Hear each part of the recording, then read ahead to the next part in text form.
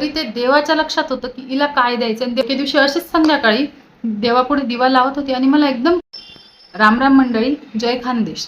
तर आजचा व्हिडिओ बनवण्याचा मुद्दा असा आहे की मला जो काही महादेवांचा अनुभव आलेला आहे तो तुम्हा सगळ्यांना कळावा.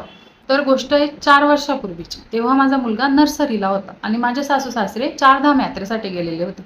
तर तेव्हा व्हायचं असं, मुलगा पण सांभाळायचं, घर पण सांभाळायचं, थोडीशी दमछाक व्हायची. पण बघा गोष्ट कशी होती, सकाळी 7 वाजता माझे मिस्टर शाळेत निघून जायचे आणि माझ्या मुलाची व्हॅन यायची 8 वाजता. तर मी 8च्या आधी एनी हाऊ कंडिशन मी त्याला रेडी करायचे. जे काही 8च्या 2-5 मिनिटं अगोदर त्याची तयारी व्हायची, तेवढ्याच वेळामध्ये मी आमच्या घरासमोरच महादेवाचं मंदिर आहे तिथे त्याला घेऊन जायची, 1 तांब्या पाणी घेऊन. आणि मी त्याला सांगायची की श्रीबाळ असं कर, महादेवावरती हे पाणी वाहा, नमस्कार कर. आणि तो पण त्या आवडीने करायचा. तो ते करतो तोपर्यंत मी पण देवाला नमस्कार करायचे.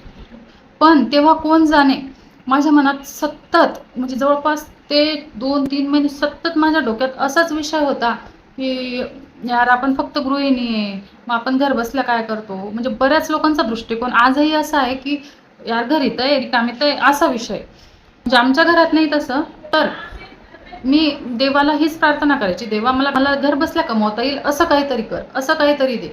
मी काही महिने ते सेलिंग पण केलं, पण ते इतकं काही हे नव्हतं म्हणून मी ते सोडून दिलं. मला घर बसल्याच कमाई पाहिजे याचं कारण असं होतं की मला माझं गृहिणी म्हणून माझं जे काम आहे मला ते पण करायचं होतं, मला ते पण एन्जॉय करायचं होतं, माझ्या मुलाचं बालपण एन्जॉय करायचं होतं, मला एक आई म्हणून मला खूप छान जगायचं होतं.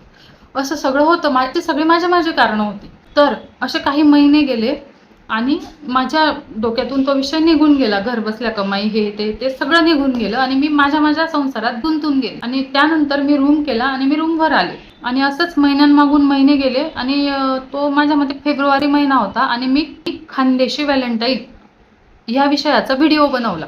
तो माझा पहिला व्हिडिओ होता. त्याच्यानंतर मी खानदेशी फनी असा व्हिडिओ बनवला आणि खानदेशी खोया मटन असे 3 व्हिडिओ बनवले आणि ते एकामागोमाग पोस्ट केले. असंच टाइमपास म्हणून, मला काही असं कंटेंट क्रिएटर वगैरे असं काहीच नव्हतं. हां, ते मी माझ्या मिस्टरांना दाखवले, माझ्या भावाला सेंड केले. तर त्यांना ते खूप आवडले की दीदी खूप छान, तुला इतकं आहे ना, मी बोलता येतं, तुला इतकं हे येतं, असं सारं कौतुक झालं. मग असे विषय सुचत गेले, मी व्हिडिओ पोस्ट करत गेले, हळूहळू लाईक्स येत गेले, कमेंट्स येत गेल्या, लोकांना पसंती मिळत गेली, माझे व्हिडिओ व्हायरल व्हायला लागले. आणि तुम्हाला खोटं वाटेल, 8च महिन्यात माझं यूट्यूब चॅनल मॉनिटाईज झालं आणि मी घर बसल्या कमवायला लागले. पण मात्र चॅनल मॉनिटाईज झाल्यानंतर माझ्या मनात प्रश्न यायला लागले की अरे व्हिडिओचे विषय आपल्या डोक्यात येतात कसे, आपण इतकं पटापट बोलतो कसं काय. कारण माझा स्वभाव असा आहे की मी फार बोलत नाही आणि मी लाजाळू आहे. तर मी कॅमेऱ्यासमोर इतकं कसं बोलू शकते, मी लाजत का नाही हे करताना की लोक काय म्हणतील, व्हिडिओ पाहिल्यानंतर कोणी हसेल का, कोणी नावं ठेवेल का, असे विचार माझ्या डोक्यात का नाही येते. असं सगळं माझ्या मनात चालू झालं परत. आणि एके दिवशी संध्याकाळी मी दिवा लावत होती. तर त्यावेळेस एकदम मला माझं आठवलं की अरे आपण तर गावी असताना महादेवाच्या मंदिरात जायचो आणि प्रार्थना करायचो की देवा मला घर बसल्या कमाई दे, घर बसल्या कमाई दे. तर हे त्याचंच तर फळ नाही आणि हे त्याचंच फळ होतं. मी तुम्हाला खरं सांगते, म्हणजे जे काही घडत गेलं ते एकदम म्हणजे माझ्यासाठी अनबिलिव्हेबल होतं. म्हणजे खूप सारे व्हिडिओंचे विचार डोक्यात येणं, सतत व्हिडिओंचा विचार करणं, ते विषय आठवणं, जणू काही ते माझं काम आहे आणि ते देवाने माझ्याकडून करून घेतलं. ही माझ्यावर झालेली देवाची कृपा होती की देवाने मला माझी ओळख दिली, मला घर बसल्या कमाई दिली, मला हवं तसं काम दिलं. आता मी मुलांना झोपवल्यानंतर म्हणा किंवा मुलांना शाळेत पाठवल्यानंतर म्हणा, हव्या त्यावेळेस दिवसभरात मी व्हिडिओ करू शकते आणि मी छान अर्न करू शकते. ही फक्त आणि फक्त महादेवाची कृपा आहे.